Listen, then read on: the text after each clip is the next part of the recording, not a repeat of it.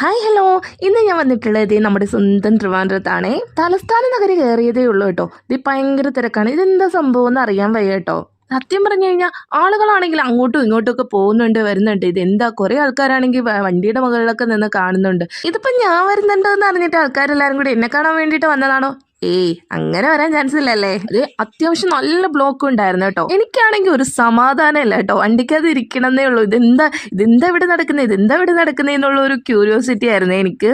അവസാനം സംഭവം പിടി കിട്ടിയിട്ടുണ്ട്. ഇന്ത്യൻ നേവി ഡേ ഓബ്സ് ഡെമോ ആണ് കേട്ടോ ഇവിടെ നടക്കുന്നത്. അടിപൊളി ആകാശ കാഴ്ചകളൊക്കെ ഇവിടെ വന്നാൽ കാണാൻ കഴിയും കേട്ടോ. വളരെ കൃത്യമായി പറയുകയാണെങ്കിൽ നാവിക വ്യോമ അഭ്യാസങ്ങൾ ഡിസംബർ 3 വൈകിട്ട് 4:30 തിരുവനന്തപുരം ബീച്ചിലും പരിസര പ്രദേശങ്ങളിലും നടക്കുന്നുണ്ട്. പാസ് ഉള്ളവർക്ക് നേവി പവിലിയനിൽ ഇരുന്ന് തന്നെ നമുക്ക് കാണാൻ സാധിക്കും.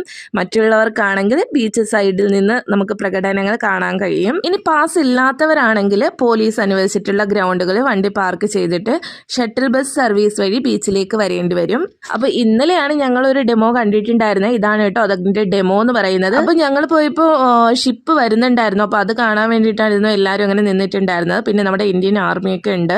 പിന്നെ നല്ല ബ്ലോക്കാണ്. അങ്ങനെ ഞങ്ങൾ ഈ പരിപാടി ഒന്ന് കണ്ടിട്ട് ഞങ്ങൾ മുന്നോട്ടുള്ള യാത്ര പോകാമെന്ന് വിചാരിച്ചു. അങ്ങനെ ഞങ്ങളും വണ്ടി പാർക്ക് ചെയ്തിട്ട് ഞങ്ങൾ ഇവിടെ വന്ന് നിന്നു. ഇപ്പോൾ ഷിപ്പില് പ്രകടനങ്ങളൊക്കെ നടക്കുന്നുണ്ടായിരുന്നു. അടിപൊളിയായിരുന്നു കേട്ടോ. കണ്ണിന് കുളിർമ നൽകുന്ന കാഴ്ച എന്ന് പറയില്ലേ, അതായിരുന്നു കേട്ടോ. ഇതുപോലെ ആകാശ കാഴ്ചകളൊക്കെ കാണാൻ ആഗ്രഹമുള്ളവരുണ്ടെങ്കിൽ ഡിസംബർ 3 എന്തായാലും തീർച്ചയായിട്ടും ഇവിടെ എത്തുക. അപ്പോൾ ബീച്ചിലും പരിസര പ്രദേശങ്ങളിലൊക്കെയാണ് കേട്ടോ ഇതുപോലെയൊക്കെ കാണാൻ പറ്റുന്നത്. അപ്പോൾ കുറേ ഷിപ്പ് ഇങ്ങനെ നിരത്തി ഇട്ടിട്ടായിരുന്നു കേട്ടോ ഇതുപോലെയൊക്കെ കാണിക്കുന്നുണ്ടായിരുന്നു. അടിപൊളിയായിരുന്നു. ചെറിയൊരു കാറ്റും അതുപോലെ തന്നെ ഈ ഒരു വൈബും കാര്യങ്ങളൊക്കെ ഇപ്പോൾ അടിപൊളി. എനിക്കാണെങ്കിൽ സത്യം തിരിച്ചു വരാൻ തോന്നിയില്ലായിരുന്നു. അവിടെയും കാര്യം നിന്നാൽ മതി എന്ന് തോന്നിയിട്ടുണ്ടായിരുന്നേ. പിന്നെ നല്ല തിരക്കുള്ളതാണ്. അപ്പോൾ കുട്ടികൾക്ക് കൊണ്ടുപോകുന്നുണ്ടെങ്കിൽ എല്ലാവരും പരമാവധി കുട്ടികളെയൊക്കെ ശ്രദ്ധിക്കുക. പിന്നെ നിങ്ങൾ വിചാരിക്കുന്നുണ്ടാവും എൻ്റെ കുട്ടി എവിടെയെന്നല്ലേ. എൻ്റെ കുട്ടി എൻ്റെ അടുത്ത് തന്നെ ഉണ്ട്. അപ്പോൾ അവൾ അവിടെ നിന്ന് വീഡിയോ എടുക്കുകയാണ്.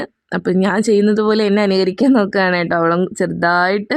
അപ്പോൾ ഈ കുഞ്ഞു വീഡിയോ ഇഷ്ടമായ ലൈക്കും ഷെയറും സബ്സ്ക്രൈബും ചെയ്യാൻ മറക്കല്ലേ. അപ്പോൾ നിങ്ങളുടെ സപ്പോർട്ടും വിലയേറിയ അഭിപ്രായങ്ങളൊക്കെ നിങ്ങൾ ഇതിലേക്ക് കമൻ്റായിട്ട് അറിയിക്കണം. ഇതിൻ്റെ തന്നെ ഒരു ലോങ് വീഡിയോ ഞാൻ ഇടുന്നുണ്ട്. അപ്പോൾ അതെല്ലാവരും കയറി കാണാൻ ശ്രമിക്കുക. അപ്പോൾ ഈ കുഞ്ഞു വീഡിയോ ഇഷ്ടമായ ലൈക്കും ഷെയറും സബ്സ്ക്രൈബും ചെയ്യണേ. താങ്ക്